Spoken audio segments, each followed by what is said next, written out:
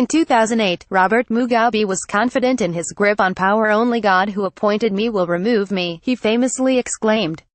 The remark now has ironic resonance after he resigned as President of Zimbabwe. But it's hardly 93-year-old's most striking utterance. After nearly 4 decades of rule, we examine some of his most revealing quotations. He responded boldly to rumors of his death. "Ye have thee many times. That's where I have beaten Christ.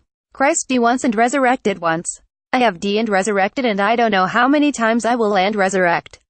2012 image. Mugabe refused to resign in speech on Sunday and was enthusiastic about Hitler. "I am still the Hitler of the time. This Hitler has only one objective: justice for his own people, sovereignty for his people, recognition of the independence of his people.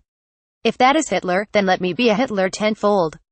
2013 But he seemed less keen on Nelson Mandela. "Mandela has gone a bit too far in doing good to the non-black communities, really in some cases at the expense of blacks. That's being too saintly, too good." 2013. And much less on LGBT people, worse than pigs and dogs. "Those who do it, we will say, they are wayward. It is just madness, insanity." 2010 image. Robert and Grace Mugabe married at a Catholic church in August 1996. On his affair with Grace, who he married in 1996 following the death of his wife, he was unapologetic. "He wanted children, and this is how I thought I could get them. I knew what I was doing and my wife knew." 1998 decades ago, on Zimbabwean independence, Mugabe was conciliatory. "It could never be a correct justification that because the whites oppressed us yesterday when they had power, the blacks must oppress them today." 1980 later, on seizing farms, he adopted a different tone. "You are now our enemies because you really have behaved as enemies of Zimbabwe. We are of anger. Our entire community is angry, and that is why we now have the war veterans seizing land."